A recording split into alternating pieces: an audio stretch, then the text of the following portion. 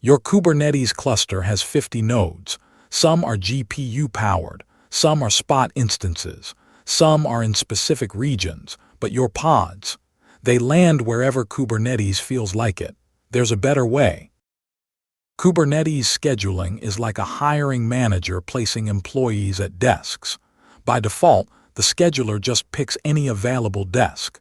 Node Affinity lets you say, this employee only sits near the window on the 4th floor with a standing desk. Here's the real problem. Imagine your ML training job lands on a CPU-only node. It runs 100 times slower. Or your cost-sensitive batch job lands on an expensive on-demand instance instead of a cheap spot node. These are real production disasters. Node Affinity is a Kubernetes feature that lets you constrain which nodes a pod is eligible to be scheduled on, based on node labels.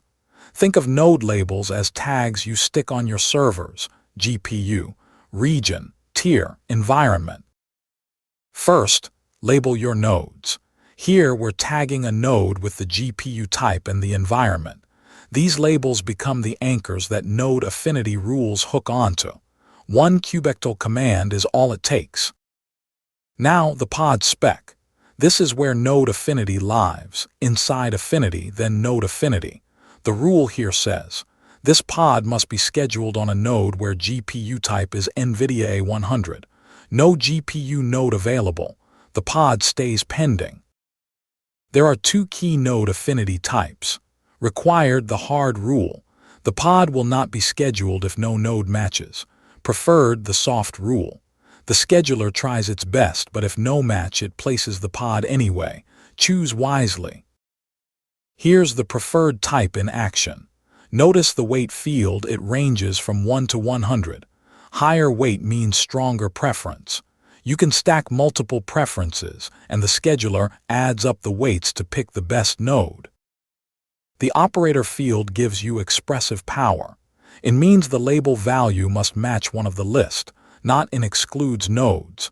Exists just checks the key is present, value doesn't matter. Does not exist is the inverse. GT and LT handle numeric comparisons. Let's see the full picture. A pod is submitted to the API server. The scheduler filters nodes using the required affinity rules, eliminating ineligible nodes. Then it scores the remaining nodes using preferred rules and weights. The highest scoring node wins. Real-world use case 1. GPU workloads on AWS. Label your GPU nodes with the EC2 instance family. Your ML pods use required affinity for those labels. CPU nodes are never touched. Costs stay predictable. Performance stays consistent. Use case 2. Multi-tenant clusters on Azure AKS. Customer A's pods must run on dedicated nodes. Customer B gets shared nodes. Using required affinity with tenant labels, you get full workload isolation without separate clusters. Huge cost savings. Node Affinity versus Node Selector. Node Selector was the old way, simple key-value matching, no operators, no soft rules. Node Affinity supersedes it completely.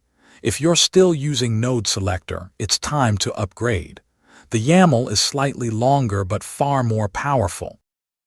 What about pod affinity and taints? Node Affinity is node to pod. Pod affinity is pod to pod. Schedule this pod near that pod. Taints and tolerations flip the model. Nodes repel pods unless the pod explicitly tolerates the taint. All three tools work together. Common pitfalls to avoid. Number 1. Forgetting ignored during execution. This means affinity rules only apply at scheduling time. A running pod won't be evicted if a label changes. Number 2. Overly strict required rules causing pods to stay pending forever. Always have a fallback strategy. Here's a production-ready pattern. Combine required affinity for critical constraints with preferred affinity for optimization. Use topology keys to spread pods across availability zones. This gives you resilience without sacrificing placement control. Key takeaways. Node Affinity gives you fine-grained pod placement control using node labels. Required rules are hard constraints. Use them for critical workloads. Preferred rules are soft hints. Use them for cost optimization. Operators like in and exists make rules expressive. That's Node Affinity in Kubernetes. You now have the tools to make your pods land exactly where they belong, every single time. If this helped you, hit subscribe for more Kubernetes deep dives every week. Drop your questions in the comments below.